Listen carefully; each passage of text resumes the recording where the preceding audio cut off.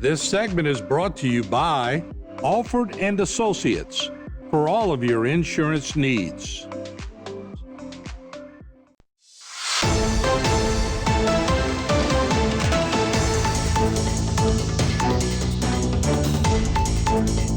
All right, welcome back to Bayou Time. Martin Foss along with Tanner McGee. And I figured I'd bring in Tanner because he knows a lot about how these states work, the legislative process. He was high-ranking official here in Louisiana. Tanner, good to see you. Thanks for having me on, Martin. All right, let's talk about, we're hearing a lot about Texas and the redistricting that they're going through and the state's congressional map.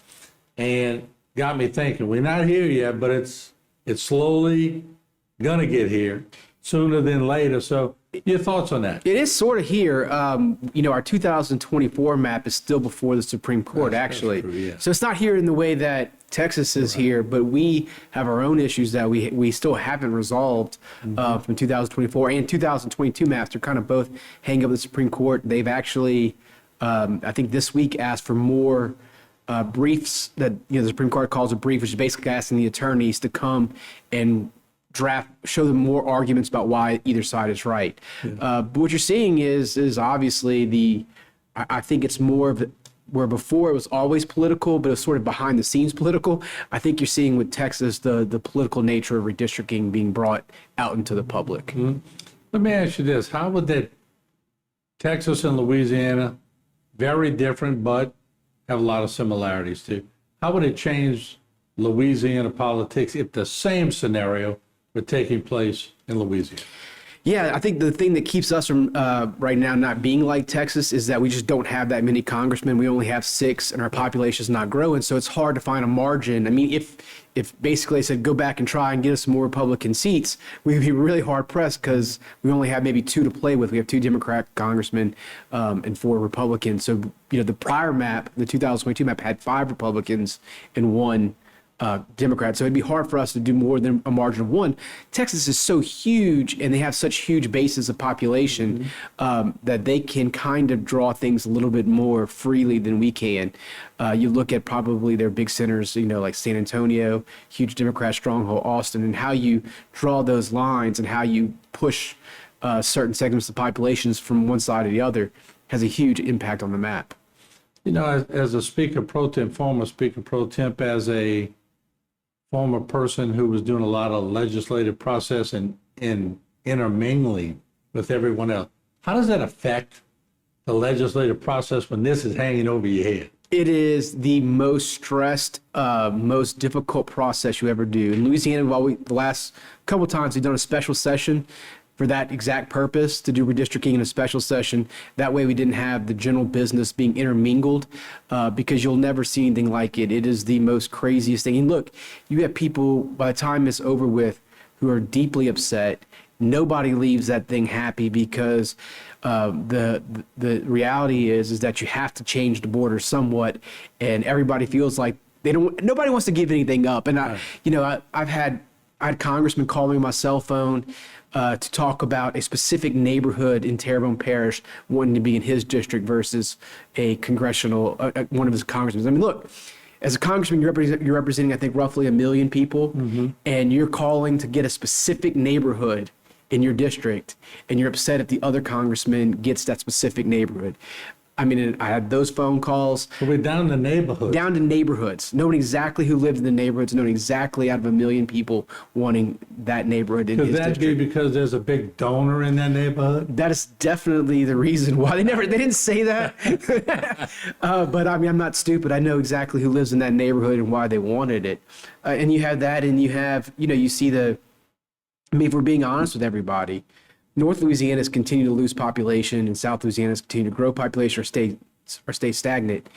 Yet we keep 2 congressmen in North Louisiana for no real reason, other than probably we have the Speaker of the House in one, and Julia Letlow, who was a woman. We didn't want to lose a woman congresswoman. There's no geographical reason other than they're holding on to that 2. I think it makes most sense for there to be just 1 in North Louisiana, but that would cut either Julia or our speaker. When do you foresee this coming down the pipe? Is there any way to tell? I think I think the next redistricting section, which we have probably about another 8 years to go for us before we're forced into it. But there's no law that says, the law says you have to do it every 10 years, but you could turn around and do it tomorrow if you wanted to. If you've studied Louisiana history, it was a famous tactic of Huey P. Long to, if you voted against him, you may be redistricted out of your seat the next day. I mean, he was that. In fact, he was shot, people forget, because the doctor was upset that his father-in-law was a judge who had ruled against Huey P. Long in court, and Huey's answer was to have a redistricting bill, the very next section, to remove him from his judge seat. That was the basis of the assassination plot. So there's nothing to stop a Louisiana governor to come in tomorrow. Wow. It's in the power of Jeff Landry right now, Governor Landry, if he wanted to, say, I would like to do this again. You think he's gauging on what's taking place in Texas? I think he probably is noticing it, but I think it's such a controversial, hard thing to go through. I think he would not use that tool unless he absolutely felt like he had to be honest with you. Yeah, because I know most governors watch each other. Oh, yeah, absolutely. And see what they're doing. So let's do this. We'll take a break. We're going to come back, and we're going to pick Tanner's brain. He's got a lot of knowledge in Baton Rouge, and got his own practice going on, real good practice here in the area. We'll be right back. Don't go away. This segment was brought to you by Alford and Associates for all of your insurance needs.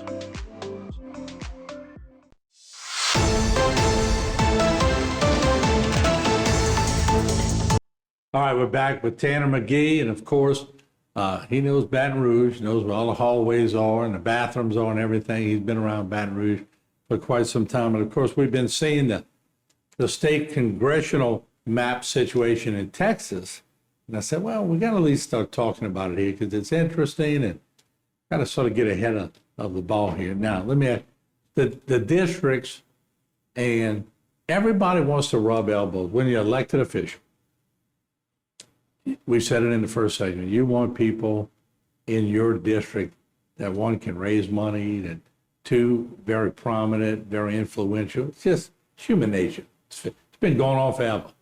And, I'm sure Jesus picked some good apostles to be around. Somebody can move the people, But anyway, talk about the different districts and how you've seen it shift from year to year. Absolutely. I mean, we see the Southwest seat is now in Terrebonne. I mean, we've moved that seat all the way to it keeps moving more eastward and eastward, where eventually it's probably going to be a completely coastal district at one point, where it represents South Louisiana, Southwest Louisiana, Southeast Louisiana. I mean, for me personally, I don't really love that, not because of the congressman, but I feel like we have some things in common with Lafayette and Lake Charles, but at the same time, I think when you broaden us out that far, I think we have a lot of different issues than they do. Yeah, at least know the people that you're going to vote for. And we would know our general area, but you can't travel from Lake Charles to Houma on a constant level. Oh, no. And it's you that congressman, for better, even the best of congressmen would have a hard time spanning such a geographically wide district. Mm-hmm. And you see the same thing with the new second minority majority district. Cleo Fields is representing from Baton Rouge to Shreveport. I mean, that is a massively different, cutting through Alexandria to reach voters and black voters in the northwest part of the state. At the same time, Julia Letlow is representing Monroe, and she's representing the North Shore. I mean, they don't even really touch each other. They almost break up. She has like a little sliver that connects the two parts of those districts. And obviously, Bogalusa is a lot different than Monroe, Louisiana. Well, so many different dynamics, and almost sometimes, can that be a little unfair? Speak from personal experience.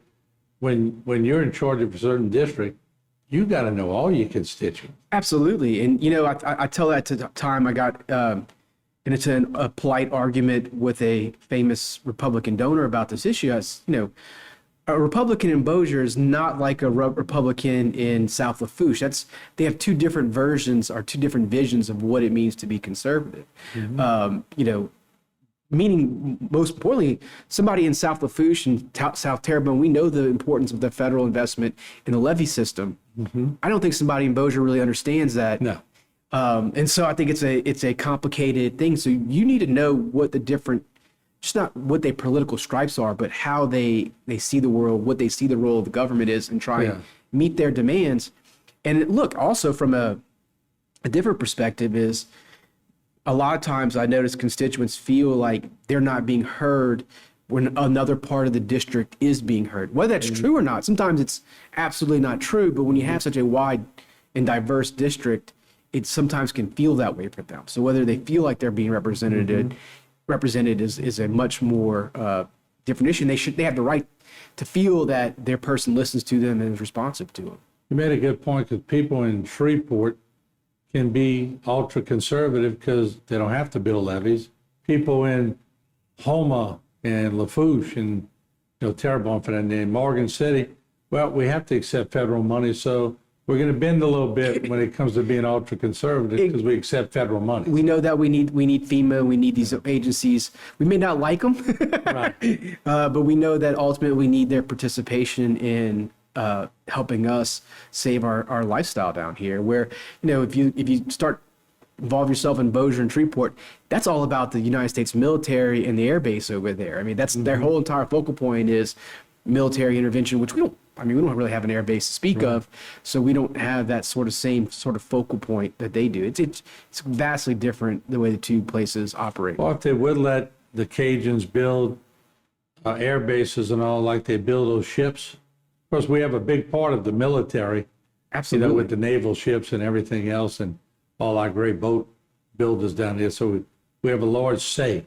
in the military, so to speak.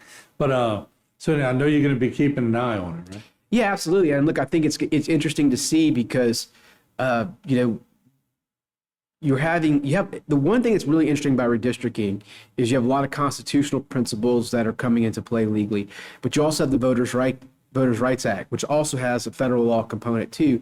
And I think what you're seeing, particularly in Louisiana, and you're going to start seeing in Texas and California, is where do they conflict and where do these two laws kind of overlap? Because if you even look in Louisiana, the 2024 map looks like it violated the Constitution, where the other side's always complained that the 2022 map violated the Voters' Rights Act, which gets really confusing, especially when you have to try and navigate these waters. And so this becomes very dependent on the Supreme Court. And as we start seeing there's been a loosening up of what they have seen as being allowable and political in redistricting, but you wonder now if they're going to start pulling back the reins. But once the template is set, they're not going to just change. The template is set. The template's set, yeah. And then you get a new ruling from the Supreme Court, and it changes the way everybody addresses it. Yep, no doubt. Tana, good seeing you again. I appreciate the info, and we're going to keep an eye on it. Yeah, my pleasure. Thanks for having me on. All right, there you have it. Tana McGee, we'll take a break. We'll be back with a lot more. Don't go away. This segment was brought to you by Terrebonne General Health System. Your partner is good health.